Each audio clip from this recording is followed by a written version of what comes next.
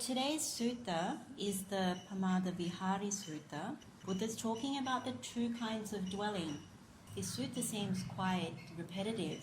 In many ways, it's quite a short sutta.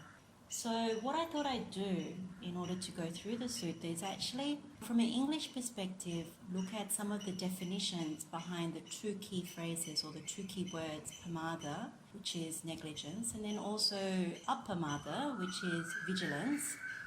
And then have a look also, or provide some context or foundation for why pamāda and its opposite appamāda is so important. Like, what does the Buddha say in other parts of the Sutta Pitaka to reinforce why we need to meditate on this? Why do we need to practice this? And then what I'll do is I'll go through the sutta itself.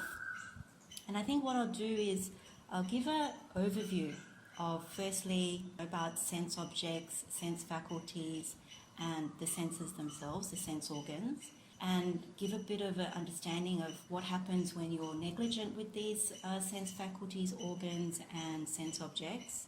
And the same with being vigilant with the sense faculty, organs, and sense objects. And then what I'll do is I'll go one by one, so we get an idea, an impression of what it is to meditate by each faculty. So that's the plan of how I'm going to approach going through this sutta. So I'll begin with the translation in English of the word pamāda. As you heard from the sutta being read out, one of the words that is used for pamāda is negligence. And in other places, you also, when you look at different translations of this word, and I find it quite useful to look at how this word is translated, because it gives you a better understanding. I'm not a native Sinhala speaker, so that is very close to Pali, and so you get a much deeper understanding quite quickly from Pali words. But in English, I find that the more words you can come to an understanding of, the easier it is to really kind of know what Buddha means. And Buddha does encourage that, to look at what is the meaning of words and where is it used. So with pamāda, in other translations, the other words that are used are like heedlessness, so not being heedful. Another word is carelessness. And then I've got about 5 other words as well. There's indolence, which is a bit like a form of laziness, remissness, over-intoxication, which really comes from the literal sort of construction of the word, like per and mada. So pamāda is like over, beyond what is normal. And mada is like an intoxication, so that's where the over-intoxication comes from. Then there's also another word that's sometimes used, which is excessively conceited, and then slothfulness, which is again a little bit like laziness. So those are the kinds of words that are used for pamāda in English. What I tend to do is I try and find the word that helps me to understand what Buddha means. And you can turn over in your mind some of these words just as we go through this discussion about this sutta, because sometimes it's very helpful to know what Buddha actually means and how we can connect with the teaching itself. And interestingly, there is a sort of like a definition of pamāda that I found in the Vibhanga, which is part of Abhidhamma. But irrespective of whether Abhidhamma is something that you focus on or not, what it does say, and I'll read it straight out, what it says in English. It says, wrong bodily, verbal, and mental action, or the succumbing or repeated succumbing of consciousness to the 5 strands of sense pleasure, or not working carefully, not working constantly, working spasmodically, being stagnant, relinquishing wish, relinquishing the task, non-pursuance, non-development, non-repetition, non-resolution, non-practicing, heedlessness in the development of the wholesome states, that which is similar, heedlessness, being heedless, state of being heedless. This is called pamāda. So as you can see from that definition, it's quite comprehensive, and essentially it's not cultivating the wholesome. It's not cultivating the skillful things that Buddha repeatedly encourages us to do. And at the same time, it also uses the word constantly and carefully And so it lends itself to say that pamāda is about taking your foot off the pedal in simple terms. So one could also apply that in the opposite sense to pamāda. Pamāda, if you take, the opposite of what I just read out, it is when you practice, it is when you don't succumb with consciousness to the 5 strands of sensual pleasure, and so therefore you don't undertake wrong bodily, verbal or mental conduct. You work constantly, you work carefully, you're not stagnant, you don't relinquish your intention towards Nibbana or towards the Noble Eightfold Path. You pursue the path, you develop the path, you keep repeating the teachings and the practice of the Buddha and the Arahats. You keep making a strong resolution towards that, and you're very heedful. So when you look at it in that way, you see that how the translation of appamāda, which is in the sutta that was read out, was vigilance, that word is very appropriate. You're very vigilant. So the other word I've seen in suttas that also say the similar thing is like heedfulness, thoughtfulness, conscientiousness, watchfulness, diligence. Diligence is also another word, like you're making effort, you apply yourself. Earnestness, disintoxication, so you're not going towards being intoxicated, particularly you're not going towards being over-intoxicated in any of the sensual pleasures. And there's an alertness. So those are some of the words that you can use for appamāda. So I think for this talk I'll try and stick to negligence for pamāda and vigilance for appamāda, just not to confuse anyone. But those are the words that I'll probably use during this talk. So then what does Buddha say in the rest of the Sutta Pitaka about pamāda and appamāda, and what is its importance? So I have come across suttas in the past and also quite recently about pamāda and appamāda, negligence and vigilance. And I thought some of these are very good for us to actually put our minds to before we learn about the meditation. So the first one comes in the first chapter of Anguttara Nikāya. There's 2 things that I thought was quite deep and quite important. So the first one that Buddha says is, he says, I do not see even a single thing that leads to such great harm as negligence. And then the next line he says, I do not see even a single thing that leads to such great good as vigilance. Now the question we'll ask is why, and I think some of the rest of what Buddha says in some of the other parts of the Sutta Pitaka will explain that. So the thing to remember is harm, great harm, is negligence, pamāda. Great good is vigilance, appamāda. So again in the same chapter of Anguttara Nikāya, chapter 1, Buddha then goes on to say, negligence leads to the decline and disappearance of true Dhamma, sadhamma. And in the next line, Buddha says, vigilance leads to the continuation, non-decline, and non-disappearance of the Dhamma. Now, that's quite alarming when you hear that, and when you look at what's quite apparent in the world that we live in at the moment, most of us would say it's very hard to find true Dhamma. It's in the suttas, but being able to understand it and be around noble ones, it's increasingly difficult. And one can see quite evidently some decline, which the Buddha had forecast with the actual practice of true Dhamma as well. Then when we practice vigilance, right, and when we abandon negligence, what are we doing?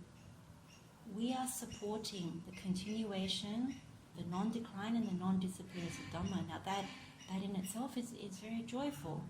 Something as simple as that. So that's something to bear in mind as we look into how to actually practice this. If you're wondering about sutta references and things like that, I can make sure that what is sent out is all these different sutta references so that everybody can look into these suttas that I refer to later. So don't worry too much about the actual references for now. Just take in, the Buddha's words. The other place that we find the occurrence of pamāda, this negligence, is when we study or practice Vatupama Sutta, the simile of the cloth. And if you remember, pamāda or negligence is one of the 16 stains of the mind that the Buddha lists out. And these stains are to be abandoned, is what the Buddha says. Now, I find that the Vatupama Sutta lends itself very closely to this practice of Pamadavihari Sutta in some ways, because in the Vatupama Sutta, the Buddha goes through, by cleaning up the mind, you actually go through jhana, which is this gladness, this joy, this rapture, the tranquility, and then, the one-pointedness of the mind. So I think Vatupama, when you look at it that way, Pamāda appears, and again, Buddha encourages. It's like another repetition. It's an encouragement to actually abandon the stain that negligence has on the mind.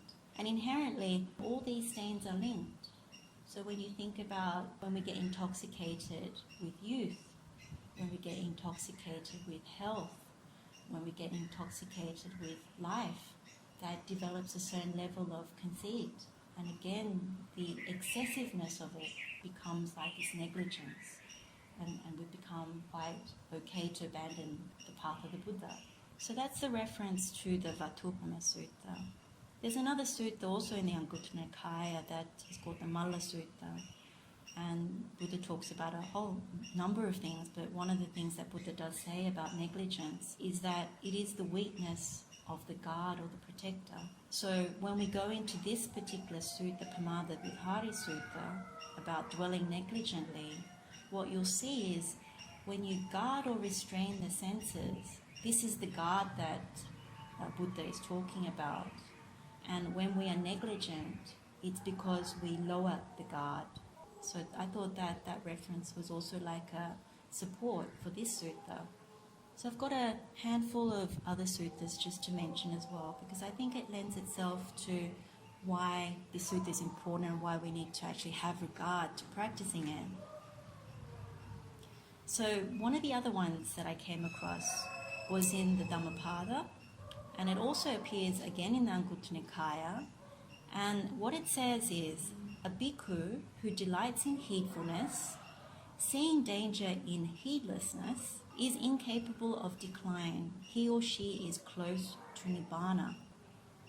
So heedfulness is the vigilance, heedlessness is the negligence. What Buddha is saying in this sutta, Parihaniya Sutta, also repeats itself in Dhammapada. Buddha is saying is, anyone who delights in vigilance will see danger in the negligence, and for that reason becomes incapable of decline. And he or she is close to nibbana. Now, for all of us who don't have a direct idea about nibbana, or not quite sure, we'll see as we go along what this means, what it means to be close to nibbana, what it means to lean towards nibbana, particularly with the practice of appamāda, the vigilance, and particularly with walking the Noble Eightfold Path. And the Dhammapada also says, and this one is also in a similar way about nibbana, what it says is, vigilance conveys to the deathless place. Now, deathless is another way of saying nibbana. Negligence conveys death. A vigilant person does not die, but the negligent person is as if dead.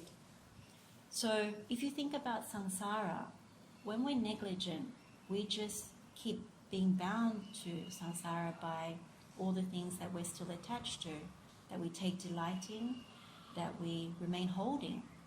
And that's why Buddha says negligence, it conveys death. It's because we're bound to birth and death over and over. Whereas by contrast, if one is vigilant, then it's taking you towards the deathless, because you are no longer bound, you no longer take delight, you no longer remain holding, you no longer express, you no longer remain holding, which is the nabhinandati, nabiwadati, najosayatitati. When Buddha goes on to say the vigilant person does not die, vigilant person does not die because one attains nibbana. And the negligent person is as if death is because you're constantly going towards things that decay and are dying. And that includes what is one's intention towards essentially coming back to samsara. So it's very profound, it's very deep. We probably don't fully understand it, but at the same time I think it's very useful to lay this foundation for even if we get a little glimpse of what Buddha means by this. this is our inspiration for putting more effort into the path, which means putting more effort into vigilance. So then Buddha says in the Udacha Sutta, to give up heedlessness or negligence, one should develop heedfulness, which means vigilance.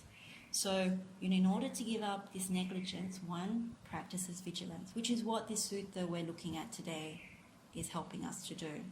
Again, in the Dhammapada, there's another thing that Buddha says. Buddha says, do not be heedless. Do not let your mind delight in sensual pleasures.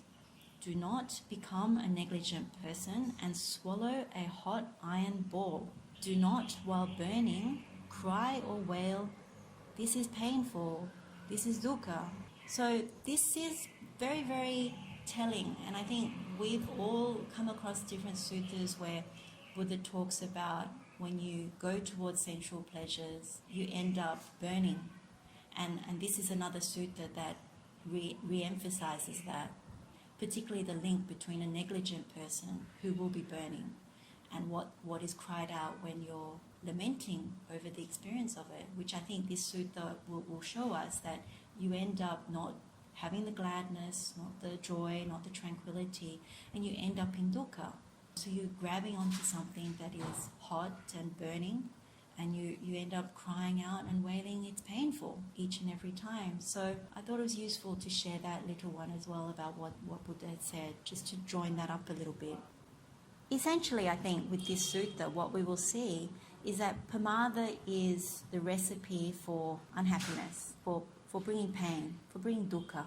And although some of us will still feel like we experience some happiness out of the things we go towards, it's still fleeting.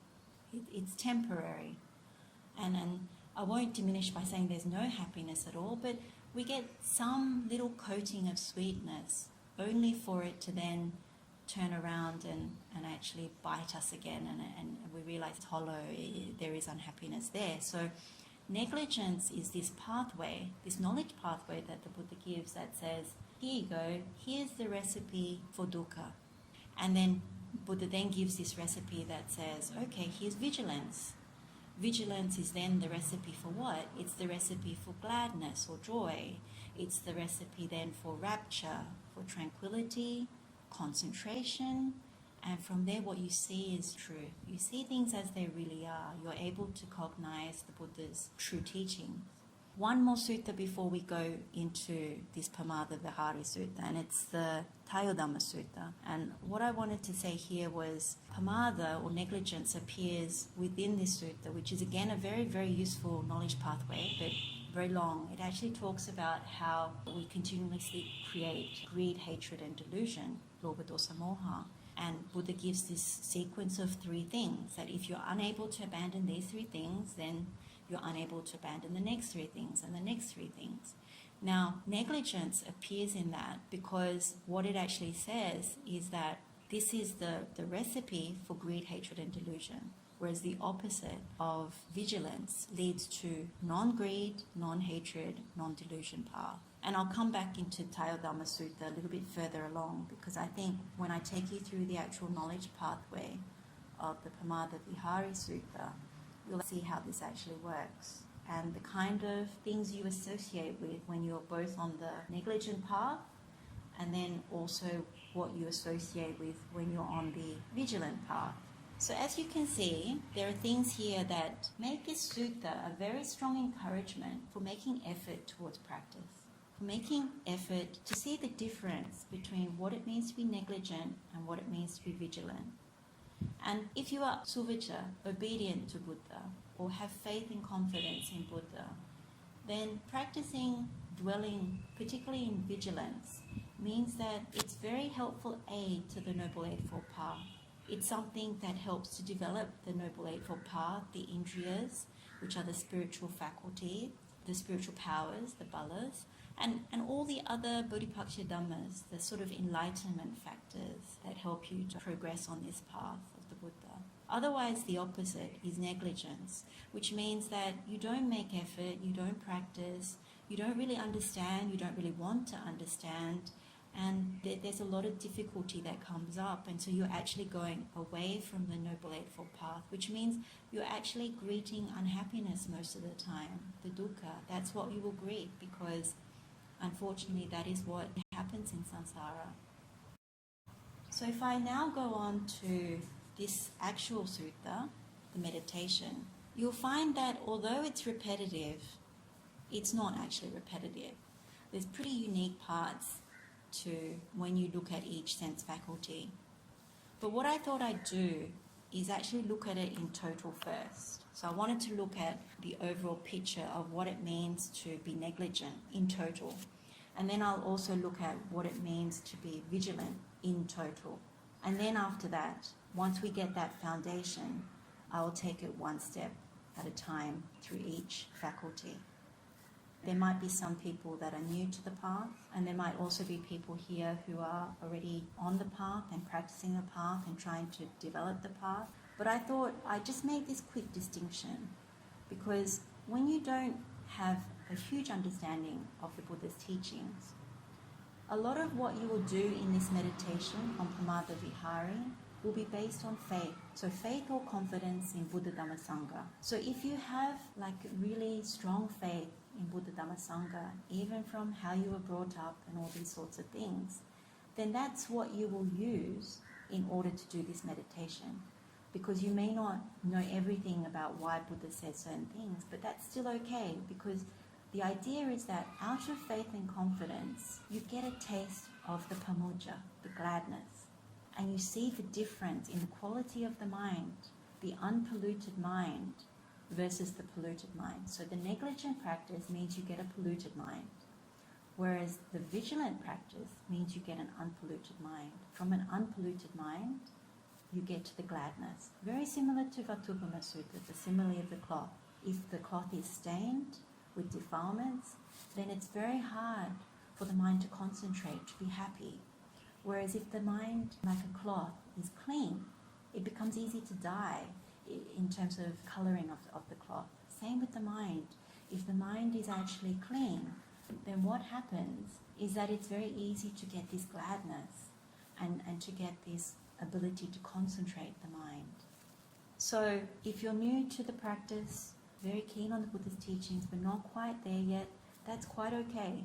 You use some of the faith and confidence, because that is actually the proximate cause that the Buddha talks about in the suttas. He says, pamudja, the proximate cause for it is saddha, this faith or confidence. Now, if you already have an understanding of the Buddha's teachings, if you are practicing, you have more to work with.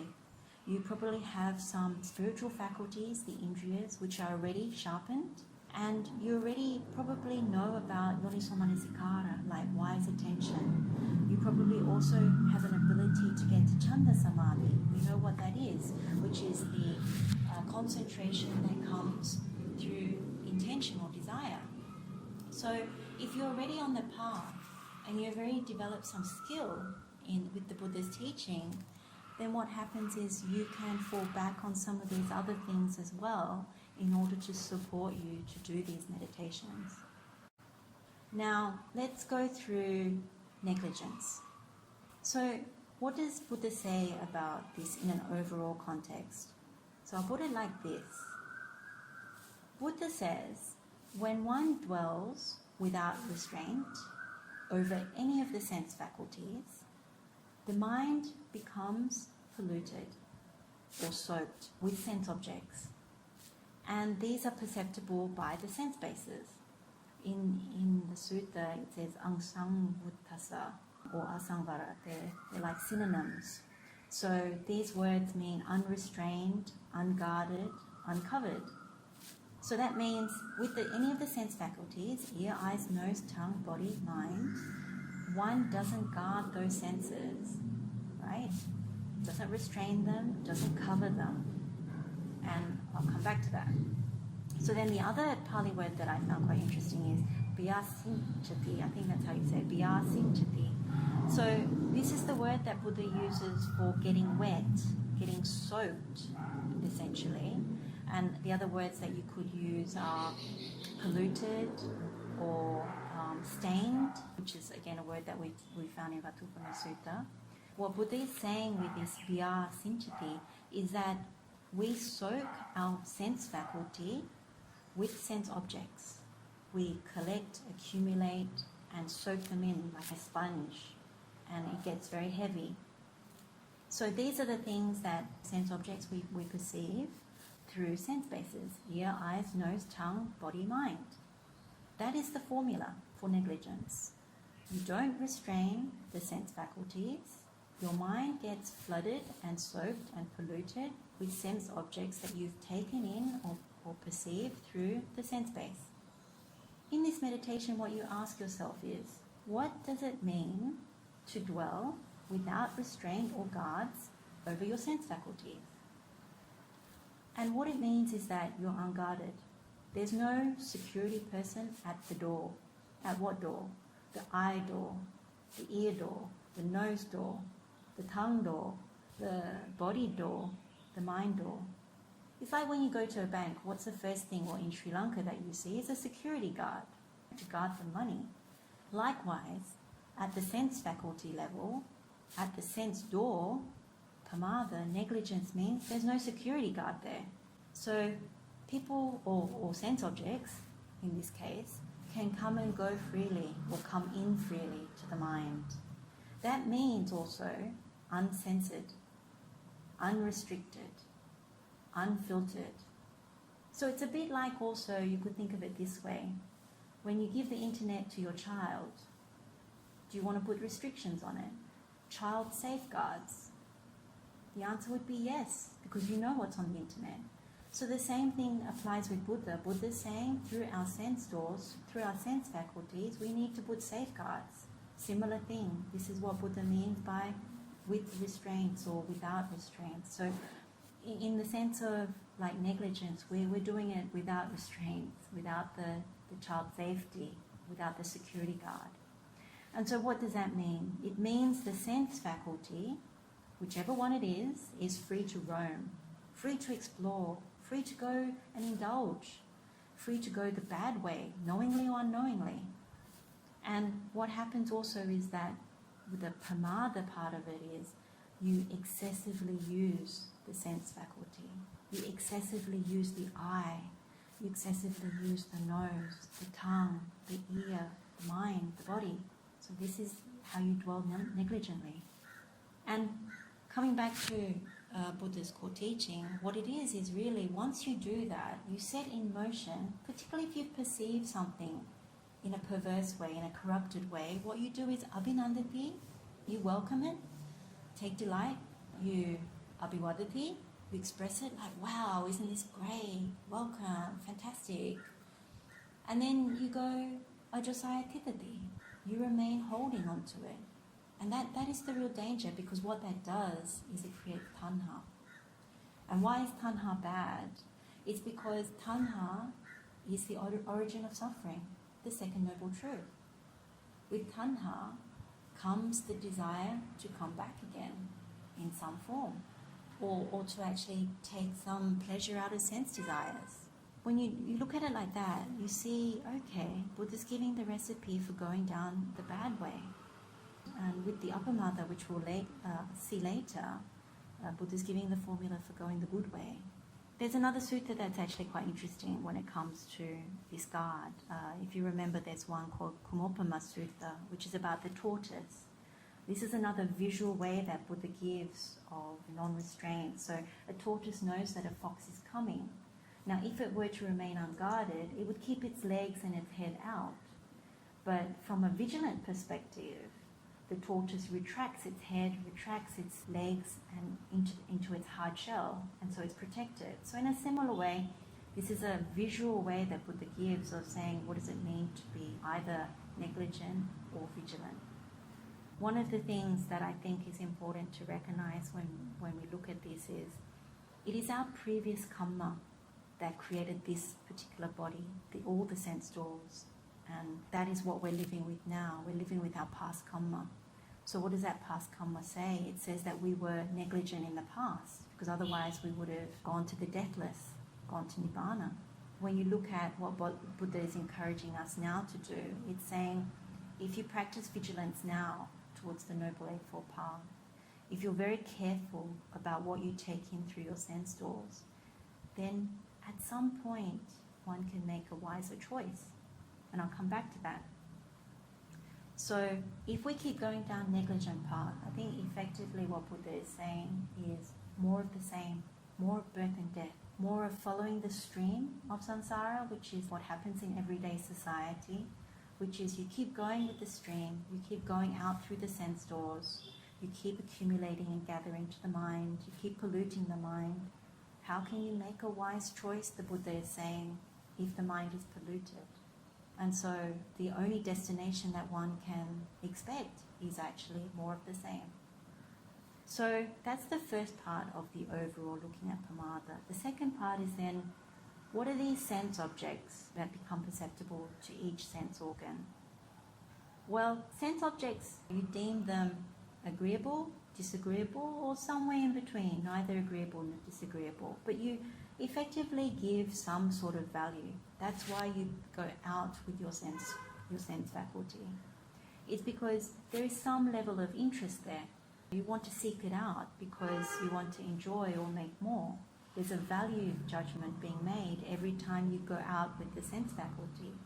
And oftentimes people just think, oh, it must be because I really like something. But it works equally well when you don't like something. You still go and look. You're still interested and curious.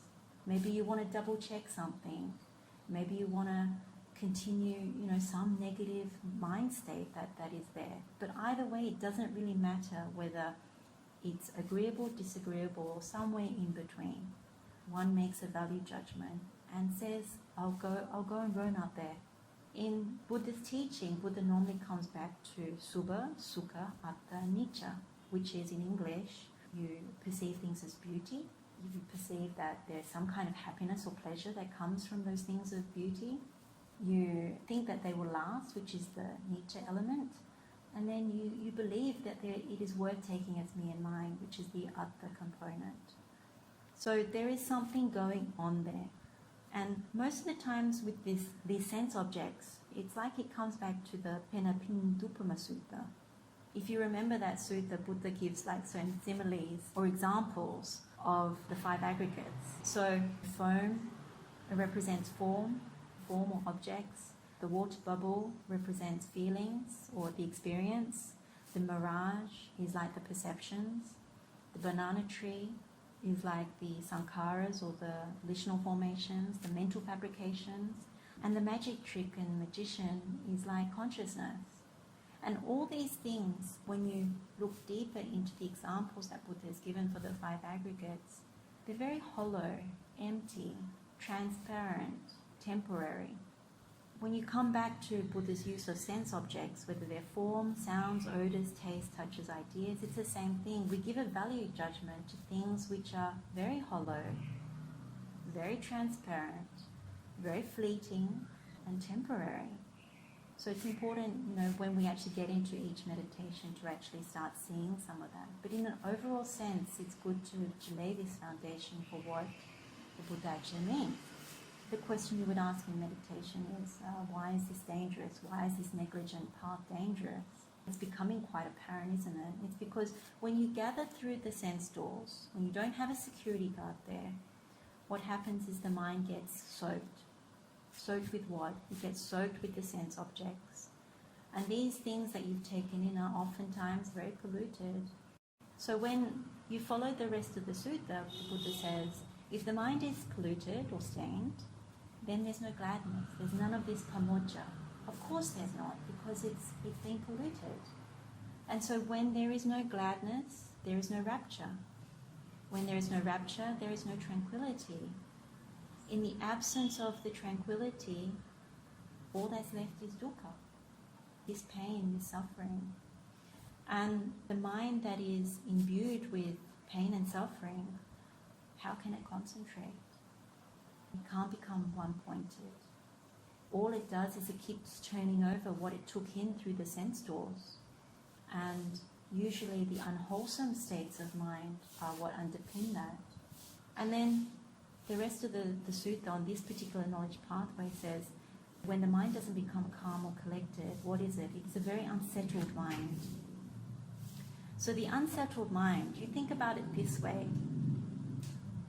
The mental phenomena that I believe is alluded to here, what comes up in meditation, is really about truth, absolute truth, about the Buddha's teachings. When you have an unsettled mind that is not composed, not calm, not concentrated, because it had no happiness in the mind, how can it understand the Buddha's teachings? It's almost like impossible to understand the Buddha's teachings. And that is what Buddha means to dwell negligently, that the mind cannot cognize the truth.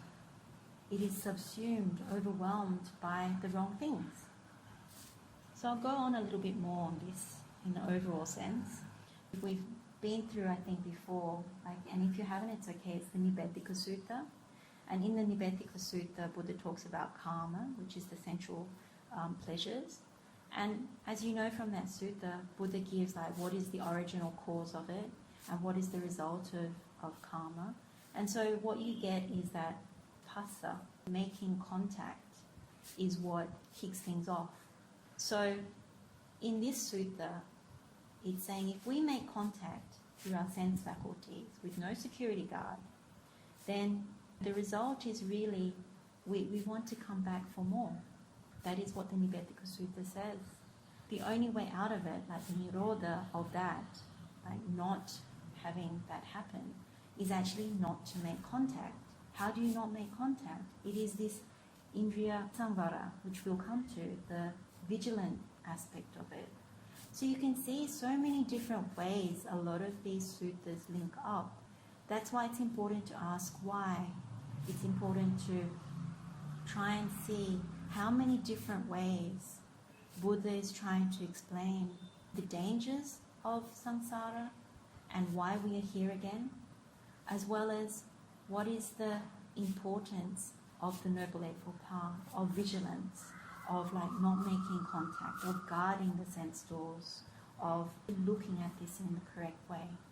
So Avijja Sutta, the Sutta on ignorance, is also a similar thing. It says if you hang out with the wrong company, therefore you're not around the right Dhamma or the true Dhamma, you don't develop faith and confidence, therefore there's no wise attention. If there's no wise attention, then there's no mindfulness and clear comprehension. At that point, there is no reason for restraint of the senses. What does that lead to? That leads to the wrong types of conduct. What else does that lead to? Defilements and essentially the hindrances, and that leads to growing more ignorance. So you can see even with this, you link it to Avijja Sutta, the Sutta on ignorance. What happens is when you dwell negligently, it leads to wrong conduct. Ultimately, you grow more defilements, you breed more defilements, and you increase your ignorance. And what we'll see with the vigilant path is it's the opposite.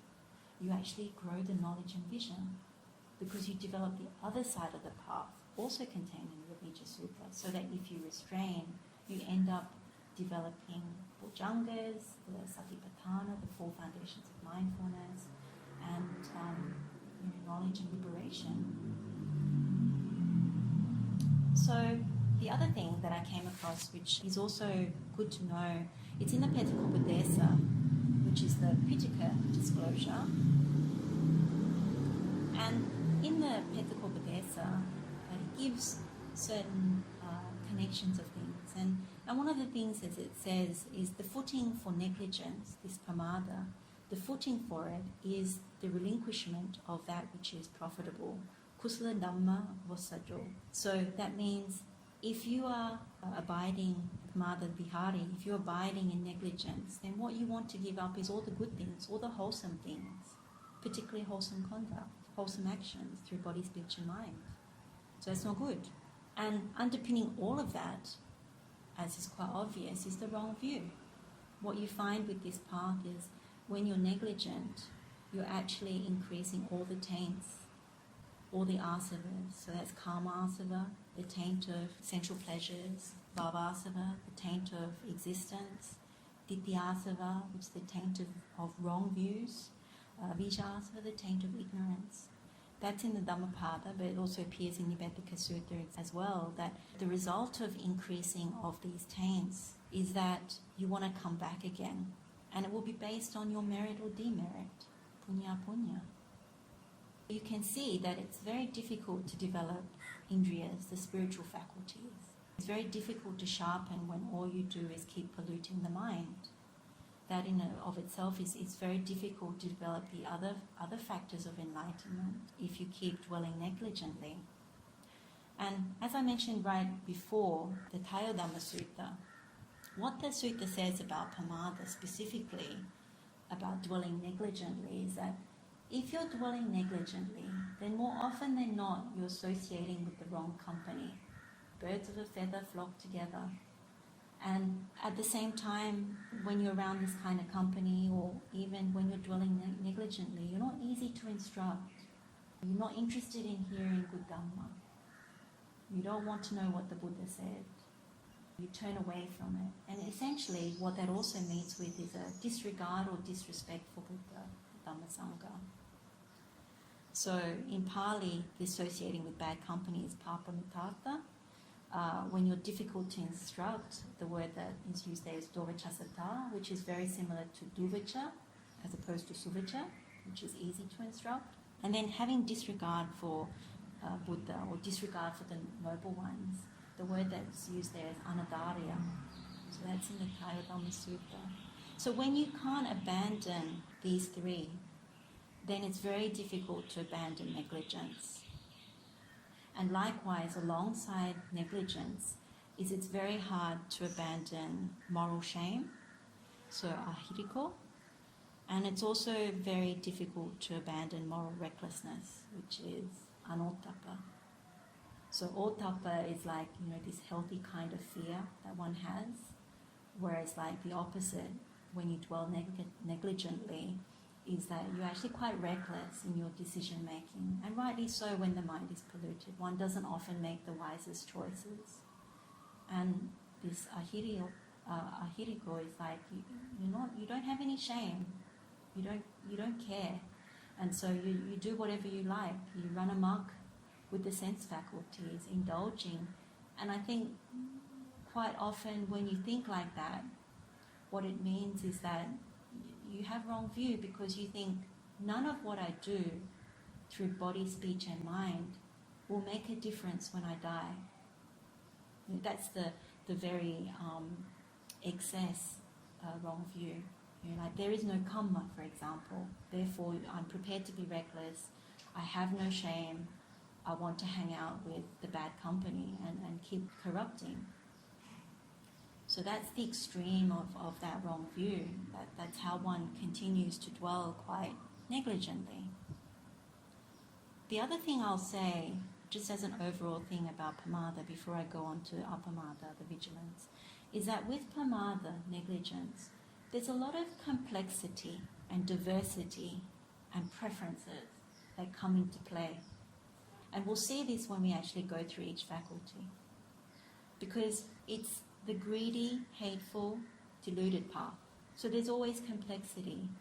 What you'll see with the vigilant path is it's a lot simpler. There's more simplicity, and naturally it comes. You don't even have to force it. It's because there's more detachment, there's more equanimity from wisdom, understanding the Buddha's teachings. Simplicity does come. You don't have to force it. And it comes from a renunciation of things because it's the wiser choice. So negligence, just bear in mind, it comes with a lot of complexity. Some of the things that we tell ourselves when we're about to be negligent or when we're in the middle of being negligent are because of our complex requirements, desires. And whether we admit to them or not, it's a gradual process that one needs to actually look quite deeply into. And it is part of this effort we make towards the Noble Eightfold Path. I was thinking one of the really good examples of pamāda versus appamāda was this COVID-19 lockdown. When you think about COVID-19, and it's not all the same how it's been done all over the world, But in Sri Lanka, for example, we weren't allowed out of our homes for 2.5, almost 3 months. And when that happened, it was almost like there were security guards outside our homes. You were fearful to go out because the government said you don't go out. In many ways, there was a bit of an enforced appamāda, a bit of an enforced vigilance, because if that wasn't there, it would be like normal life. You would go out and do what you like. You would go out to eat, you would go out to roam about and choose freely. But in a way, COVID-19 kind of gave this opportunity for solitude. So not going into the whole COVID-19 thing, but just as a useful example, it offered this way of all of us being in solitude. So we didn't have the freedom to go roam about and take lots of things in through the sense doors. If you took it the right way, if by chance or even by intention you took the COVID-19 lockdown in the right way, much joy and gladness could have come from that, because you had no choice but to be locked down. If you do in fact find it a little bit difficult to see the distinction, I'll try and explain it as we go through the faculties themselves. But I thought I'd give that kind of example of when you're not allowed to roam free, sometimes that's quite helpful. It's a bit like when you go and willingly choose to stay in a monastery and you take willingly the 8 precepts. So those in a way are like restraints. And so if you've ever experienced staying in a monastery and done it willingly, or gone on a meditation retreat that has 8 precepts, then that's another way of recognizing when joy arises, when gladness arises, because you have restrained, and then when you go and sit, it can be actually quite beautiful and liberating and calming and much simpler. That is another example of how you would see the difference between pamāda and appamāda. Now, it doesn't mean you have to all go into a monastery to do that. One can do it at home by implementing certain security guards to one's sense faculties. But those are like examples, the COVID-19 imposed lockdown, when one chooses to go to a monastery to spend some time and stay there and take the 8 precepts. That's where you notice the difference between pamāda and appamāda, the difference between negligence and vigilance or diligence.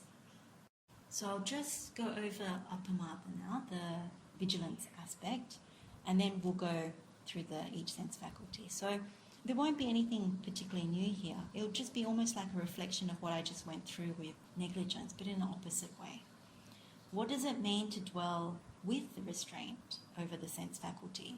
So really, it's like when you have that security guard or the security locks in place, when you have even a content manager to ensure that there is censorship and things like that over what is taken in. So that means it's guarded, it's controlled, it's censored, it's filtered. So the worldly sense is always, we shouldn't have censorship, freedom of speech, freedom of everything. But Buddha doesn't say that. Buddha says one must guard yourself.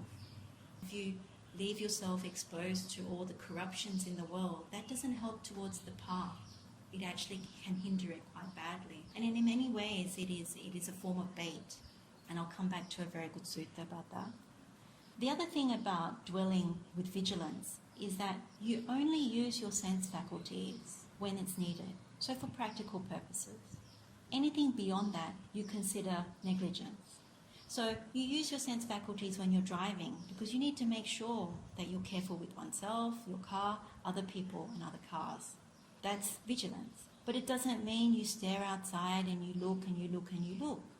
The same goes with all the other senses. Buddha says, on the vigilant path, one only uses it for what is practical, what is required, and that is safety and duties, responsibilities, but not anything more than that, nothing excessive, nothing that's going to send you down the bad way. So in that sense, when you actually practice that, whether it's in meditation or whether it's in a practical sense, and a lot of Buddha's teachings, if not all of it, is that what you do in meditation, it naturally flows on into practice. So you start by doing it in meditation, sitting meditation, walking meditation, reflecting on these things. But eventually what one hopes is that you're skilled enough, you've trained yourself enough, is that it kicks in practice anyway. Not by force, but through wise understanding.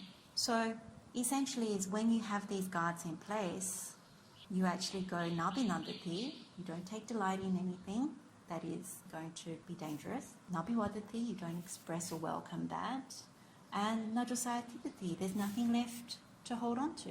Because you did everything that was practical and the rest is almost empty. You haven't soaked in the sense doors so that the mind is polluted. And the same thing with the sense objects, in that these are the things that you would take in. But on the vigilant path, what happens is, if there are sense objects while you're going about your business, basically what happens is you start to view them with a sense of detachment. You view it with equanimity. It naturally comes. And you can develop this because it comes from the wisdom faculty. You know that there is danger out there if you allow things to roam. If you've done the karaniya metta, the loving kindness meditation, you'll be familiar with this too. Santindriyo cha nippakocha. So santindriyo is another synonym for indriya samvara, the sense restraint. So santindriyo is like controlled in the senses and therefore prudent. That step is really saying, if you're like the tortoise and you retract the legs and the head into the shell because you know there's danger coming, because of that, you have the ability to be prudent, to make wise choices. Now, what is the ultimate wise choice? Well, at the time of death, do you choose to come back into a mother's womb? Or do you choose a better birth? Or if not, nibbana, the deathless? So that is where this vigilant, abiding vigilantly, comes from, where we're leading towards. What also happens is because there is detachment on the vigilant path towards sense objects, all kinds of sense objects that we take in through the ear, eyes, nose, tongue, mind, body, what happens is out of this sense of detachment or equanimity, we don't assign a value. So if you remember, I was saying before in the negligent path, we're always making value judgments about the sense objects we're taking in. In this vigilant path, because of viraga, like a dispassion towards things, because of viveka, having solitude away from sense objects, for the most part, because we have the guards in place, we're not assigning value. When we don't assign value, what we're saying is we're not interested. On the negligent path, we're always interested. I need to go find out. I need to check. I need to make sure.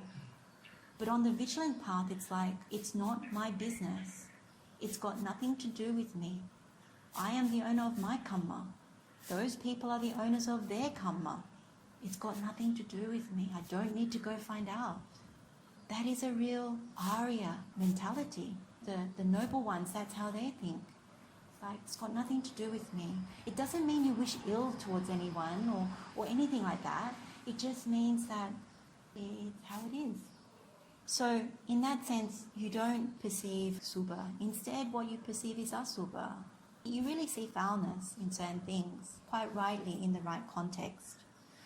But it means because of that, you don't expect sukha, this lasting sukha from objects, sense objects.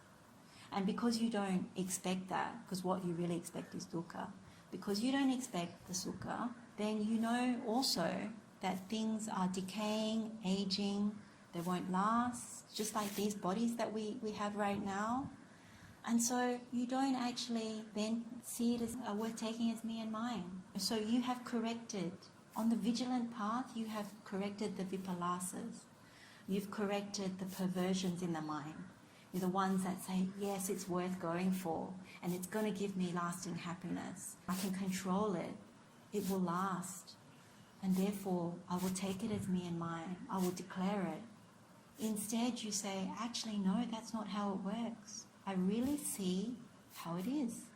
I understand the teachings of the Buddha. And there's so much freedom in that space. If one can even glimpse through any of the faculties when you practice this meditation, even a glimpse, there is happiness. There's no more grabbing of things. And what does Buddha say is the ultimate happiness? Buddha says the ultimate happiness is nibbana. Everything else is temporary. And that's what you can meditate on, to see whether all the things that we think make us happy, will they last? Do the people last? Does the work last? Do the jobs last? Does good health last? What happens to property? Does it age? Does it decay? Do we need to maintain it? All the things that we think, even reputation. You see in the news, people before had really good reputation and then the next moment it's gone. So there's certain things, even physical beauty. These are the things we need to investigate on the vigilant path, things that are duping us. When the mind doesn't get polluted, it's much lighter. The negligent path has a very heavy mind. It's always turning things over in the mind that is taken in through other sense doors. It's weighed down with it. When people say, oh, I find it difficult to meditate, the mind seems very disturbed and heavy, that's pamāda, that's negligence. If too many things went in, and this applies to all of us at different times, we're no different, we're all seekers on this path, we're all training. So when any of us say, from time to time, sometimes we have good meditation, sometimes we don't, sometimes it's very difficult to get settled, then pamāda, negligence, is where you look. This particular meditation is where you look. Which sense faculty led me out, and what is disturbing my mind, that I can't get to the gladness, that I can't get to the rapture, that doesn't make the body tranquil, that doesn't then bring the mental happiness, that doesn't then concentrate the mind, that doesn't then allow you to see the true Dhamma. This sutta is very, very important. It seems repetitive, it seems like this or that, but there's so much in this sutta. If you have trouble with meditation, which we all do at different times, it's never always consistent if the mind is polluted, then you have something in Buddha's teaching here that says this is how I can fix it. You put a security guard on each of your sense doors. And also, even while you're doing it, you get familiar with your habit tendencies. A lot of these things are karmic habit tendencies. We came into this world out of negligence. We made an imprudent choice to come back into a mother's womb. And so what do we still have with us? We have those same habit tendencies. And sometimes they've been reinforced through our upbringing, through society. And so when you acknowledge that, you've got something to work with. You can actually say, okay, what's the area that's unguarded most of the time? Is it the eye, ears, nose, tongue? Is it all of the above? And Buddha gives this recipe to say, how can you actually not pollute the mind?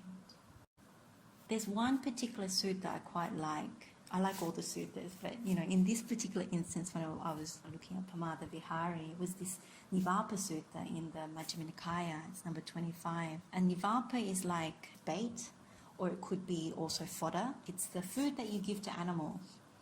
And so in this sutta, Buddha's talking about deer herds and essentially also talking about Mara.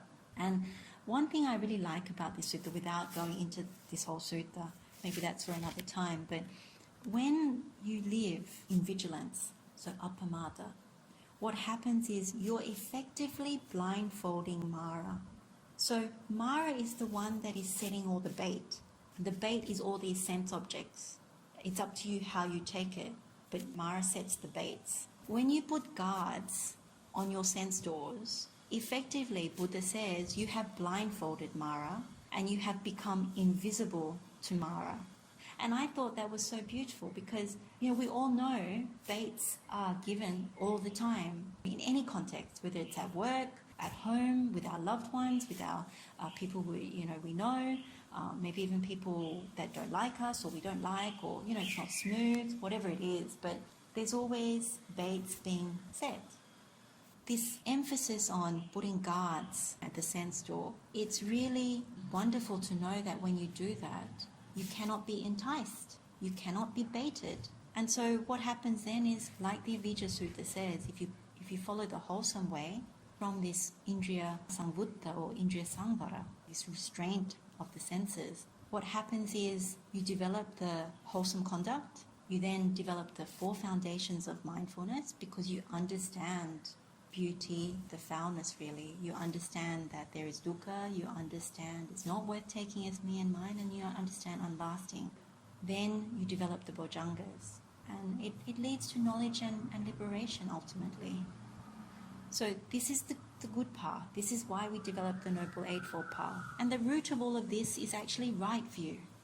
We can make a determination as part of vigilance if you remember when I was talking about the definition at the beginning, we can make a strong determination as part of vigilance, dwelling in vigilance, to live in accordance with what the Buddha says about this. Putting guards at the sense door, not polluting the mind, and then getting to this happy mind, concentrated mind, and being able to cognize Buddha Dhamma. I also came across one other sutta that I thought was interesting, only because, there might be some of us who think that faith and confidence, saddha, is all you need, and maybe some wholesome conduct is all you need. Because this sutta actually says, there are noble disciples of the Buddha who exist having happiness because they have saddha towards Buddha Dhamma Sangha, and they also have, almost like contentment because their virtue, their sila, is also dear to the arahats. They think, okay, that's enough. But this sutta, interestingly, does actually say that if you do nothing further, even if you have this faith and confidence in Buddha Dhamma Sangha, and even if you have certain qualities that arahats and the noble ones make you dear to them, and you stop there, no more effort, Buddha says you're still dwelling negligently. And I thought this was very important, because there are some people, when we practice, we think, oh, that's enough, we're good enough. And this sutta, the Nandiya Sakka Sutta, which is in Samyutta Nikaya, it actually says, no, in order to be dwelling vigilantly, one actually has those things, but one has to make more effort for solitude by day and night in order for the absolute truth to manifest. And that's how you dwell negligently. And how this fits with Pamadavihari Sutta, particularly in the vigilant pathway that I'm going through, is that this is where the effort comes in. You put the security guards at the sense doors. You rejoice in the fact that you have, because you know you're no longer in danger.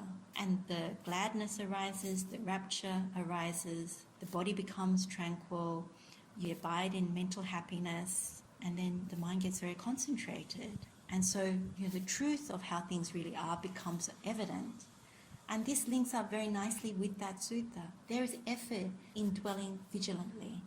You have to apply yourself. You can't just sit back and be present and mindful. You need to put the guards in place and see the results of that. So then, again, like I said at the beginning, if we're doing this, which is this Aparihanya Sutta I mentioned right at the beginning, you can see now why one is leaning towards Nibbana. If you're vigilant, you don't go down bad ways. In fact, you develop good ways. Good action comes of this kind of practice, this kind of restraint. What also brings joy or gladness is in the Pamādavihārī Sutta, when you know that you are purified, body, speech and mind, if you know you're purified, and that you have a certain level of wisdom in accordance with the Buddha's teachings, what that really says is that, as in Pamādavihārī Sutta, the Fear and Dread Sutta in the Majjhima Nikaya, it says you're with the noble ones, you're with the arahats, the ones that are practicing in a similar way, or who have practiced in a similar way, with vigilance. That does bring great joy if you have saddha, because you're with them. That is your company. Your company is not bad company. Your company is good company. And you are easy to instruct. You are suvacha to Buddha, to the Arahats, to noble beings. And therefore it's very easy to have respect for Noble Eightfold Path, for the Buddha's teachings. And it's much easier to sharpen the indriyas, the spiritual faculties, and develop them very well, and all the other factors of enlightenment. So that's the overall look at pamāda versus appamāda. What you will see within the Jnanapata for both is that in the one where it's negligent, because defilements exist in the mind, it's almost impossible to go to jhana, which is what this knowledge pathway is showing. You start with gladness, and then rapture, tranquility, and then concentration. That is jhana, mental absorption in English. In contrast, if you dwell vigilantly, the jhana just opens up because the mind is purified. There are no defilements. A mind that is free of defilements gets happy, gets into these mental absorptions, and can understand things as they really are.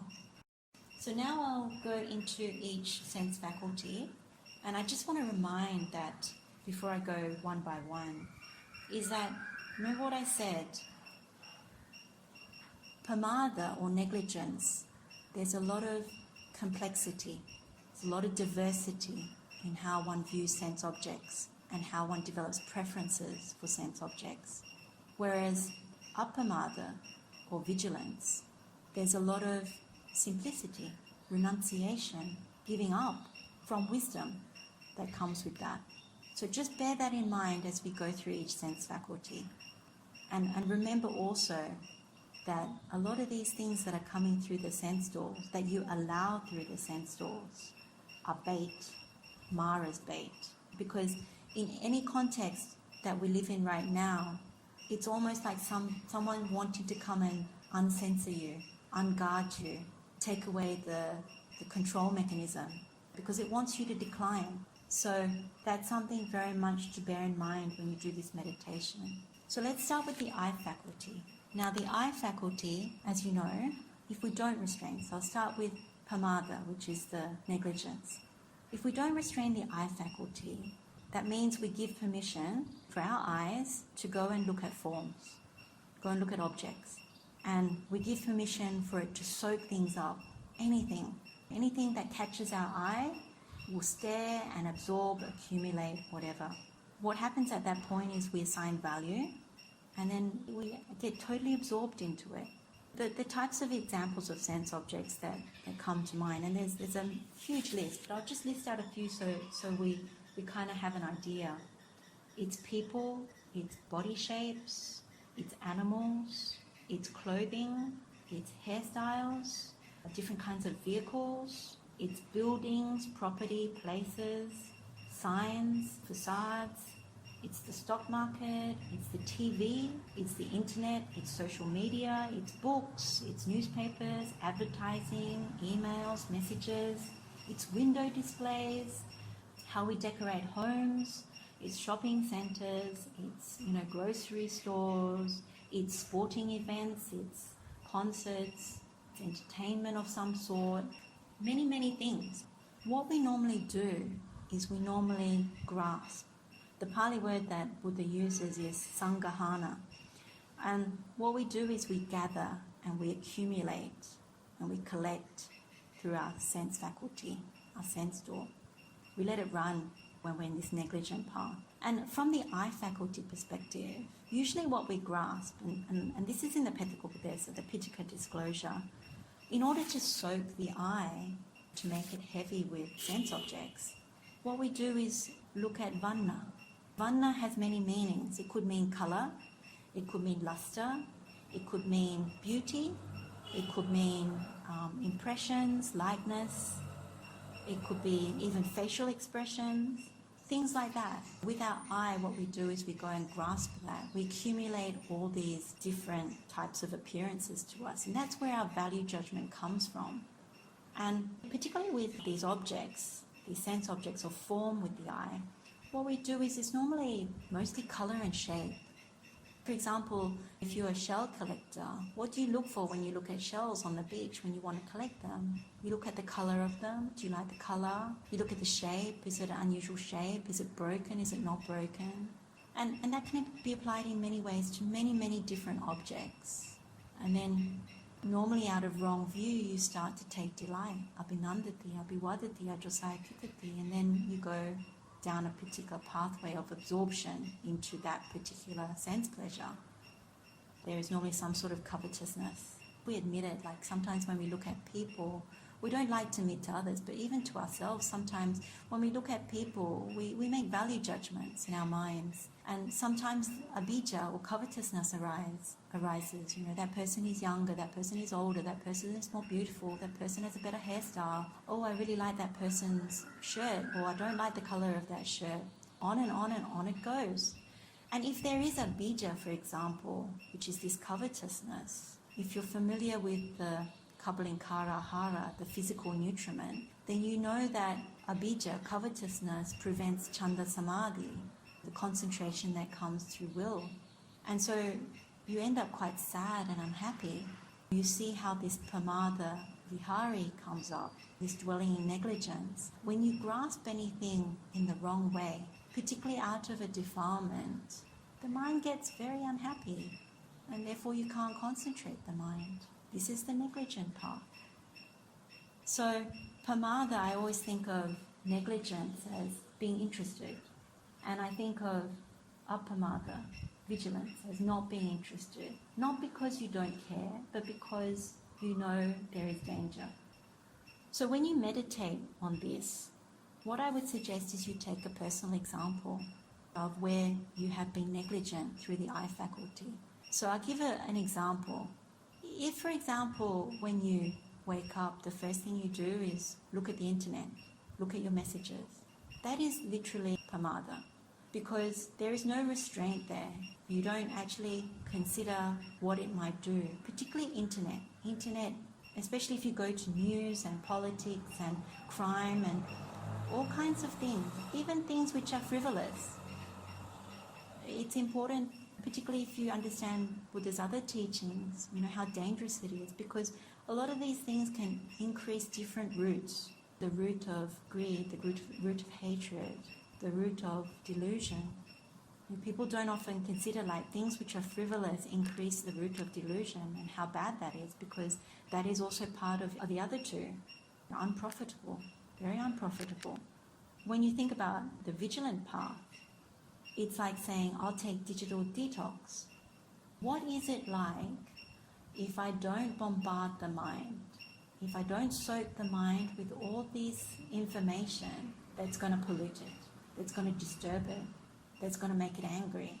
So you can kind of see the distinction.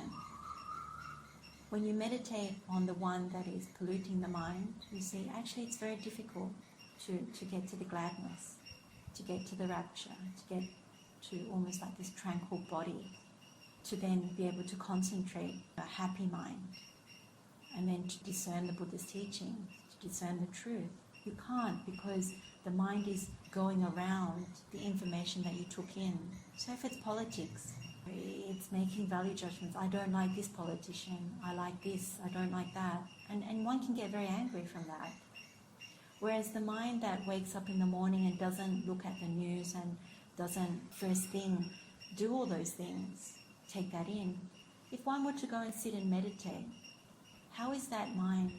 It's relatively empty. And I say relatively because there's always thoughts and things that come, but with the eye faculty, you didn't put anything in. And so when you go to meditate under the vigilant path, one can rejoice. This mind is right. This mind did not take in anything this morning, and it is not interested in this moment of any of those things, and therefore I have guarded that sense door. And there can be gladness, there can be rapture, tranquility in the body, mental happiness from that. You are with the noble ones who also cultivate similar mind state, and you allow the mind to get concentrated, and then you understand these Buddha teachings. That is about dwelling vigilantly with the eye faculty. So that's the example that I would give. And there are many different types of examples with the eye faculty. Every time we go out somewhere, there is an opportunity to either be negligent or to be vigilant. In your meditation, you can pick any example from the past or the present that gives you that. You meditate on where you actually soaked it all up, and how was the mind, and how is the mind when it is in that state, and what is it like without. Then we move on to the ear faculty. And the ear faculty is similar but different. So you ask yourself, do you give permission for the ear to take in sounds, noises? We actually hear a lot of things, but we don't actually listen, because there's a lot of peripheral noise. If you think about examples of the objects of sound, they could be background conversations, it could be foreground conversations, it could be animal sounds, like what's in the background to where I'm sitting right now. It could be music, It could be vehicle sounds, it could be the TV or radio sounds, it could be people yelling or shouting, it could be vibrational, it could be gossip, it could be whistling. There is more than that, but that gives you an idea about all these kinds of things that can actually come through as a sound object. And what happens when we're unrestrained with our ear faculty is that whatever sounds that trigger for us some sort of interest, we actually hone in on, we tune into that, zoom into it with our ear. And it doesn't really matter whether we like it or we don't like it. In some sense, as meditators, we often make more karma with sounds we don't like than the sounds that we like. There's a value assigned to it, whether you like it or whether you don't like it. Is it a good sound? Is it not a good sound? There's judgments being made. And at the same time, if we run off with that faculty, we can get totally absorbed into sounds, particularly like music and soundtracks of TV shows and all that. Interestingly, when you go to certain places, they actually try and bait you with sounds. So if you go to hotels, for example, they have nice elevator music. Or if you go to a music store, they often play music in the background when they want to entice you into the store. Same like any other store here. There's normally some sort of sound that they play in order to bait you. And the same thing happens with the eye, which I didn't mention before, but oftentimes they use color or shape. So if you think about advertising is often to catch your eye. All the things that you see on the street is normally very colorful in order to catch your eye. When you go to carnivals, it's often to catch your eye. Particularly with kids, in order to attract them to certain objects. It's pink or it's blue or it's orange. I mean, there's a reason why, say, for example, restaurants have certain colouring. That's how they bait you. And it's up to you whether you guard or not. In terms of an example for the ear faculty, as meditators, the very simplistic one is you're trying to meditate, and what happens is you get distracted by the sounds of a squirrel chirping or a dog barking. And rather than be detached from it, you actually go right in it and you judge it and say, that's bad, it's ruining my meditation, it's horrible, and how dare that dog keep barking like that, what are their owners doing? And all kinds of things come to mind. And in that way, when the mind is concentrating on that and it keeps going into the sound of the dog barking or whatever other noise that is disturbing you, you're making karma with it. But two, it's unrestrained. You didn't just stop it there. You may have heard the dog sound, but you made more of it. And so it's very hard. The mind, you can see, gets polluted maybe with ill will towards the owners of the dog, or maybe it's more greedy for a quieter environment. And so you can see, if you try to do this Pamadavihari meditation path on the side of negligence, it's very hard to concentrate the mind because there's no gladness in the mind. There's no rapture that arises. One is fixated on the problematic sound. Now, on the appamāda side, the vigilance, if one then says, okay, the sound is there, but it doesn't need to disturb me, and I will restrain my ear and actually just go back into the meditation itself. I may even wish the dog well, or the owners well. Just leave it there.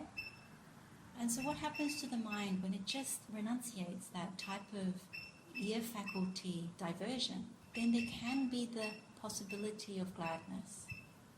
And then it sets the rest of the jnanapatha, the knowledge pathway, in place. There can be the opportunity for rapture to arise if the mind is glad.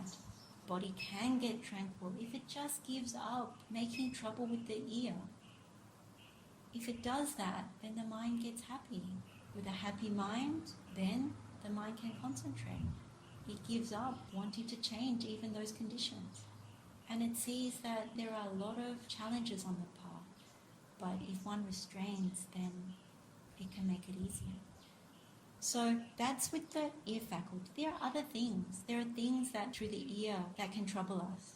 It could be at work, conversations that are happening at work. It could be with family members, arguments that are happening with family members nearby. It could be neighbors where somebody said something. It could be how music makes one feel. It's a very constructed thing with music. It's a very good one to investigate.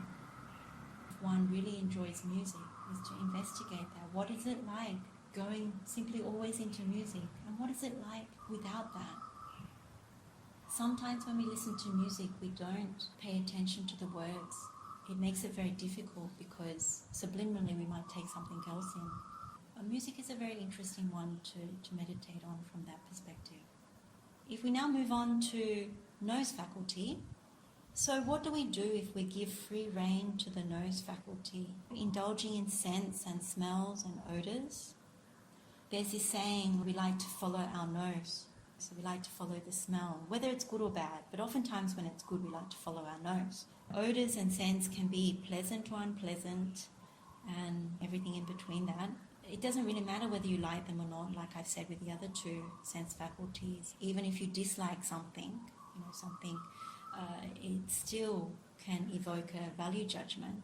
The types of things that we can smell through the nose faculty could be pungent smell, could be a really disgusting smell, it could be really fragrant, it could be perfumed, it could be, more natural smells, it could be a smell of damp, burnt smell, new smells, all kinds of smells. And similar to the other two, when you go to certain places, you'll notice that they do spray things for good reason, like a bait, because all of us do like pleasant smells. So when you go to a shopping centre, there's normally, in the more expensive ones, they do spray things. In hotels, they spray things or they put flowers. When people sometimes try to sell a house, they'll normally spray the house before they give it for a viewing, so that people walk in and they're greeted with this pleasant fragrance. It's a form of bait because the mind releases the nose faculty and says, oh, you can almost follow that train of thought which goes up in andati abhivatati ajosaya titati. Oh, what's that smell? It could even be tasty food. Oh, what's that smell? And then, oh, I want to go and investigate and find out what that is. And one might not even be hungry at that point anyway. Or it might entice you to go somewhere that you don't want to go. It may not even be about food. It may just be a place. And that's when it starts to open up and you remain holding to these things. I think with the nose faculty, it's good to investigate where one can get absorbed into the sense of smell and to run with it. I think with all these sense faculties, what I would say is if you are willing to keep getting absorbed by any of these sense faculties, whether it's the ear, eyes, nose, tongue, body, mind, then it's like saying you want to create another one. So if you really want to see something, what you're saying is, I really want to create another eye. Once you want to create another eye, it means you want to create another body. This is how we ended up where we are now. Pamāda, negligence. I want to create another eye so I can see that thing. I want to create another ear to hear these pleasant sounds. I want to create another nose so I can smell and indulge in these smells. I want to create another tongue so I can enjoy these tastes, these flavors. I want to create another body so I can enjoy these physical sensations and all of those other things. And therefore I want to create another mind to cognize all these things, perceive all these things, operate through all the other sense doors. So it's a danger when you know that. That's why if you keep going with heedlessness, with this negligence, that's the direction Buddha is saying you are heading. We are all heading. But if you train vigilance, diligence, watchfulness, carefulness, practice of the Eightfold Path, what you're saying is, I'm very, very aware that I created this body out of negligence and heedlessness. So I am going to put security guards there to make sure I am training not to do that again, because I'm not sure. It's a little bit precarious. I need to be careful. So that's the overall thing as you do this meditation, to try and understand and see. So with the nose faculty, you pick an example of where one can be potentially negligent. It could be a pleasant smell, or it could be something very, very unpleasant. Sometimes the unpleasant side is the one that we make more of. Say, for example, someone threw some smelly fish into your garden and it was there for a couple of days until you smelt it. Fish bones and guts and everything. Or something similarly disgusting. And you keep smelling, and you go look for it. And there's a practical side that you go look for it so you can put it in the rubbish or allow it to be taken away. But the bad, unwholesome side, the negligent side, is when you make more out of it. Okay, someone threw something and you start to really want to find out, really want to go off with this and want to go tell someone off at the end of it. So that's where you see unwholesome action sort of come from an incident to do with smell. In that case, if you just, for example, so if it was on the negligent side, you would keep making more, the mind would get more polluted with this smelly thing. And then you would keep dwelling negligently. In fact, most often times when something like that happens, you would go and make more karma in a bad way to follow it up.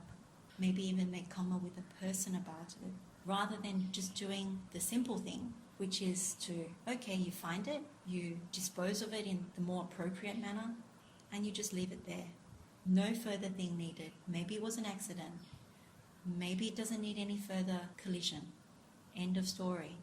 And so when you go to meditate at that point, the mind is no longer imbued with any other stories, any other pollution. You actually disposed of it, did what needed to be done. And so there's nothing now still activated with that nose faculty. And so when you meditate, well, there is no story there. The mind can go to gladness. It can become rapturous, tranquil, happy and concentrated. It can cognize. That's the example of the nose faculty. And you'll find your own ones that resonate. I mean, these are just very simple ones that come to mind right now, but there are many, many ones each person can pick from their own experience and to investigate. Is it true? Do I give permission for this particular sense faculty to run amok? And what happens? And what happens when it doesn't? The next one is the tongue faculty. And the tongue faculty is really, do you give permission to take in the taste? At this level again, you look at complexity at the tongue level. You know, we all need to eat, so it's not about not eating. We all need to eat, so we eat according to what is needed. But what happens at the negligence level is when we overindulge, when we overly look for certain things above and beyond what is needed. So it doesn't mean you don't eat tasty food. You can. But it's when you make more of that and you give your tongue permission to go forth and find those things. At the taste level, there are things that are, again, tasty. There's things that are not tasty. There's things that are spicy, sour, acidic, sweet, bitter, bland, astringent, tasteless, salty. All kinds of value judgments that we can give at the taste level, at the flavor level. Things that we can overindulge and savor in, like the other three that I've gone through. It doesn't matter whether it is a positive or negative thing, whether we like it or not. But one thing to say, when you have very complex tastes, that's where negligence seems to breed, seems to foster. And you are prone to taking the bait that is presented to you. And oftentimes, if you want to take someone out of samadhi, you give them some really tasty food. So again, when you think about when you go into a monastery and things, you're given oftentimes very lovely dana. But again, you know, when you practice within a monastery, you're always encouraged to practice with vigilance. This food is for nourishment. It's not for beautification. You know, if you remember Dhamma Session, the sun's flesh, that sutta, Buddha encourages that food is to be eaten for nourishment, not for beautification, not for bulking, not for fun. We're not meant to play with our food. And I think that's where you go above and beyond, is when you start to play with food, make more of it, overindulge it, go beyond nourishment to gluttony and things. And so those are the things that you pay attention in this meditation. It's not about not eating, not even about not eating good food, but it's one of the things that Buddha always emphasizes is bhojane matanyu, which is the eating in moderation. And for good reason. One reason is also so that you don't overindulge and go the wrong way with food. But it's also because if you overeat, it's very hard to have jagarya, which is the wakefulness. And then also from that perspective, it's very hard to be able to keep the mind concentrated and vigilant. Instead, you go into dhinamita, which is one of the hindrances. You go quite easily into sloth and torpor and sleepiness. So you take an example with the tongue faculty. One example could be prior to lockdown, you can readily indulge in food, go anywhere you want, eat at any restaurant, all that sort of stuff. But during lockdown, that gives you a sense of appamāda, a sense of vigilance. Or even going to a monastery gives you a sense of that vigilance. When you're staying in a monastery, you can only eat what is being given. Out of the goodness of people's dana, you can only give what has been relinquished by the Sangha and then what is being given for that day. And you're not meant to eat beyond moderation when you're in the monastery. And in lockdown, the food was much more simple, particularly in Sri Lanka, because we weren't really allowed to go out initially to the supermarkets. And so we were reliant on trucks and some of the apps that worked, and even then there were delays. So in a sense, at that time, there was a lot of simplicity that was forced on us to come. If you did have that experience, what happens, it just made it easier about what to cook, what to make, and what to have, whatever was good enough, as long as you had food in your belly. And there's much gladness in that. Oftentimes you get into arguments with people about what to eat, people's food preferences, and that's driven by the tongue faculty. So when you meditate, there is so much there, so many examples you can use to actually see what is it like to be negligent, overly complex and difficult and indulgent, and what is it like not to be more vigilant, to be something that is much more supportive on the path, that still fulfills nourishment needs and some level of happiness. So then we come to the body faculty. And with the body, again, we ask the question, do we give permission for the body to take on all kinds of physical touch and physical sensations? And when you don't restrain the body, it's quite evident that you seek out all kinds of things to enjoy and experience through the body. And they can be pleasant and unpleasant, like I've said before, with the other faculties. But I think with this, if you think about the examples of physical touch and sensation, often we come up with things like rough textures, soft textures, hard textures, something that's abrasive, whether the external conditions are hot or cold, and how that affects our body, whether there's gentle touch or whether it's hard or light touch, whether there's an insect impinging on the body, whether there's physical pain coming to the body, creepy crawlies, all that kind of thing. So with this body, again, you look at it and you look at whether you seek out pleasant, unpleasant, neither pleasant nor pleasant physical sensations. And whether we like them or not, we again make value judgments. It could be as simple as what kind of chair do we sit on? Do we sit on a very hard chair for the duration of a meditation retreat versus whether you are okay either way if you had to sit on the ground?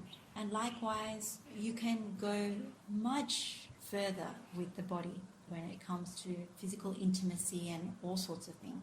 There's much there, again, to meditate on, to contemplate, to investigate, to find out where there may be weaknesses. As the Buddha says, certain negligence means there's a weakness in the guard there, and certain maybe even views, like do you have the right view around the body? I think with this, as an example, sometimes when we travel places, we experience physical discomfort and we make more out of certain conditions. Oh, the conditions that I've been given on this trip, whether it's a work trip or a holiday or whatever, they're not good enough. It's too hard, it's too soft, it's too rough, it's not clean enough. And so my body is not going to enjoy these physical sensations that I have to put up with. That is part of the pamāda. You've made a value judgment and it's that way. And so the mind is deeply unhappy and polluted with these value judgments that you've made at the physical sensation level. Whereas the opposite is, you take that same trip, work trip or other trip or visit or what have you, and whatever conditions you're faced with, the bed is too hard, the bed is too soft, it's too cold, I don't have enough heat. The vigilant practice is to say, well, I'll get another blanket if I need it. And then even if the bed is too hard or too soft, I'm only here for this. And it's okay. I give up needing these comforts for this particular time. At a mental level, even with this body faculty, that idea is almost like releasing a certain level of heaviness and tension. Remember when I said pamāda, negligence, really highlights complexity, preferences, whereas vigilance, the appamāda, it really highlights simplicity, renunciation, whatever I'm given. It doesn't have to happen all the time, but I think just opening ourselves up to the idea of it and then even putting it into practice from time to time, it's really a skillful training, because ultimately at the end of our lifespan, all these things that we enjoy, all the nice couches and comfortable beds, and we have to give them up anyway. I mean, there is a reason why when you go and stay in a monastery on a precepts and you're given a very simple bed, you're not meant to sleep in a high place or sit in a high place. And so the mattress is often thin and on the floor, but you're still given a mattress out of compassion by the Sangha. But there's a reason for that. It's also so you don't overindulge in sleeping, and you don't oversleep, and you don't let the mind lean towards indulgence. Remember, this is about vigilance. You can see there's so many ways to explore this at the body level and with examples. So it doesn't mean you have to change anything in your present life. It's okay if you have a comfortable bed. But in meditation, it's good to contemplate what is it like to dwell negligently and make a problem out of things, or to be extremely complex and diverse in one's preferences. And what is it like then? What happens to the mind with that? And what happens with the practice of that? And then what happens when you give it up, even in meditation, just the idea of it, and to actually see, how does the mind go? It certainly doesn't circle around, I must have this, and I must have that. It actually just goes, oh wow, it's a bit of lightness. I can drop that. And so the mind can concentrate quite quickly. I think the secret about people that progress on the Buddhist path seems to be that they keep a very purified, as much as possible, not perfect because most people are not arahats. So it's quite purified. So it's very easy to concentrate the mind. You actually go through gladness, rapture, tranquility, happiness, and then concentration quite quickly, because you're very skilled. You don't soak the mind with so much pollution, really, through the other sense doors. You find with certain skilled practitioners that it's for this reason. They actually dwell quite vigilantly. And so I encourage, as we go through, like we've been through 5 of the sense faculties now, including this body, to really investigate, to really notice the contrast between when you dwell negligently and when you dwell vigilantly. And so we come to the last one, which we've kind of already covered, because the mind faculty is the one that takes on through the other sense doors. It can recall what has been gathered and accumulated through the eye, ear, nose, tongue, body. Again, what is the sense object here? It's really thoughts, mental phenomena, ideas. More examples of this are like actual specific things. It's news items, the specifics of it. It's the politics. It's the theories. It's science. It's even religious ideals, ideals that we have about different Dhammas. It's about debates. It's about arguments that are still lingering in our mind. It's about new arguments we might want to have with people. It's about the past. It's about predictions. It's stories. It's things we read in books. It's things that we have cognized and taken in through the TV, through the internet, through documentaries, through education. It's all of those things. It could even be conspiracy theories. It could be family stuff, work stuff, gossip. It could be stuff in the sports arena. It could be stuff at the university.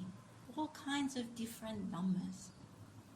And again, the fact that they are retained in the mind after we've taken them in through the different sense doors is because they're actually things that we have at our fingertips to press play on. We can run a motion picture in our mind quite easily, or bring up snapshots of things. Basically, that's something that the mind can do, whether it's pleasant or unpleasant or something in between. Our memory banks can recall certain things that we've taken in through different sense doors, particularly unguarded sense doors. And as we are, we can actually sit quietly and just indulge in our own thoughts. Most people like their own thoughts. They like listening to themselves and debating with themselves in their minds. or recalling past events and just keep playing it out for indulgent purposes. And I think that's the thing that one needs to pay attention to, that when you meditate on this, you bring up an example of things that keep habitually coming to the mind, to trouble, to pollute the mind. Because if they do, then when you meditate, there can be no gladness. It's whirling around these topics that have no end, that they keep recurring because you've never sort of put them aside or ended them, ended the karma even with them. So when you think about vigilance, it's really renunciating them, saying, I really don't need to have these anymore. They actually bring back more of unwholesome things, because oftentimes with things that we indulge in, it often leads to unwholesome action. It will lead to unwholesome action if it's compelling enough. So if we've had an argument with someone, or a minor disagreement even, or a bit of a collision, what the mind will do, rather than being able to be happy, it will get angry, or some kind of annoyance it will.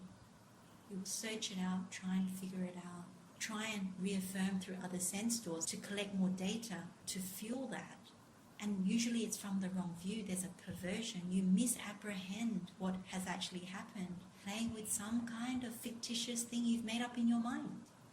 What's really useful is then to look at the vigilant side, is to say, this is extremely unwholesome. I've taken the bait on something that doesn't need to exist in this mind. And if I want to be vigilant, I need to close that door. I need to say, no, I'm not going to indulge in these kinds of thoughts. They will only lead to unwholesome things. And even if you just say out of saddha to Buddha, I want to be with the noble ones who don't indulge the mind faculty in that way, do not take delight, do not welcome, do not remain holding, that is still something. One other good thing to do is sometimes with spiritual practitioners, meditators, what we do is we take a lot of dhammas into our mind. And one really beautiful thing that you can do is, Dhamma is good, so we think, okay, let's just keep accumulating suttas and stuff. And for instance, I've spoken about quite a number of suttas today. But at some point, vigilance is actually just letting those go. Because Dhamma itself, the Dhamma dhatu, the element of Dhamma, is not actually Nibbana, as much as it's this wonderful, amazing treasure that points us in the right direction, that gives us the Buddha's words. But Dhamma is not Nibbana. So when you meditate, if you're a meditator who has great respect and regard for Buddha's teaching, at some point you know that there is pamāda by the accumulation of it. In meditation, the gladness, the joy comes when you release it. It went in, but you release the holding onto, the grasping, the sanghahana of those dhammas that you took in. And you rejoice that it's just like this. That you made all this effort, this wonderful effort, but even Dhamma dhatu, the element of Dhamma, needs to be released. And if you understand what I mean, Dhamma dhatu, when you release it, there's great happiness that comes to the mind. You go through all of it. You go through the gladness. You go through the rapture. You feel it in all the sensations around the body. It suffuses the body when you just even release this Dhamma dhatu. And from that place, the mind is extremely happy. It's no longer holding on to something that it took in through a sense door, even though it's considered a wholesome thing. And naturally the mind gets very calm. One can abide there for a very long time. And even if you were to bring certain dhammas into your mind then, because the faculties start to sharpen, you can understand these teachings more quickly, in a different way, different things come to you. So these are a few examples that I've given. Hopefully I've been able to sequentially go through and give you an idea about the importance of this sutta, of how wonderful and deep even something so short in the Sutta Pitaka can offer so much. And to understand that part of the process of meditating on this sutta, like any of the suttas, is to understand our habitual tendencies. Because part of vigilance practice is about acknowledging where we are weak. You know, like the Buddha said, negligence is the weakness of the guard. So where our sense faculties are weak, that's where we want to put more attention. And at different times, different sense faculties will be leading. Some of us may lead with our eyes all the time, some of us our nose. Some of us are always in our mind and remembering things from other faculties. Some other people are always with the body faculty. Each person will know for yourself when you start meditating on this. So the invitation from Buddha is really there to investigate. This is what contemplation is really about, is to take these sequences, these knowledge pathways given by the Buddha, and to really bring our own examples, to see whether we understand. By training, by understanding and acknowledging certain habitual tendencies, what happens is we start to train vigilance in those areas. We start to loosen, disentangle where we have been negligent, and we start to really hone in on what is the right view. And as we develop the spiritual faculties, things like faith develop more, wisdom balances that out and develops more, the virya, the energy develops more, and the mindfulness, things we remember towards this path, get reinforced, and concentration becomes effortless. I think the only other thing I would say, just to close this off, is really that there was one sutta that was mentioned to me yesterday or the day before, and that's the Ruka Sutra about trees. Buddha says that if there's a slanting tree and it were cut, which way will it fall? What direction will it fall? And the answer is it will fall in the way that it is inclining or sloping. So if the tree is slanting in one particular direction, that is the direction that it will fall. Similarly, if we are developing vigilance, if we are developing the Noble Eightfold Path, and all the factors that support the path towards Nibbana, then likewise, when it is time for us and our trees are cut, then we are leaning in that direction towards Nibbana. And that is our safeguard. That is what we want, if anything. We don't want to be leaning the other way towards negligence, because all that will bring is more of the same. We created this body out of negligence. So if we are still leaning towards negligence, then when our tree is cut, death comes and the breakup of this body. If we are leaning towards negligence, then it's more of the same. And it may not be into a human body, depending on our sila and our view and all these things. So Pamādavihārī Sutta becomes something that can be very practical, but also something as a real encouragement for all of us to practice, that we are leaning in the right direction, as the Buddha said in the Ruka Sutra, that we are leaning towards Nibbana, we are leaning towards the Noble Eightfold Path, and we are developing vigilance as opposed to negligence. So I offer this towards the Pamadavihari Sutta, and I share the merit with all sentient beings.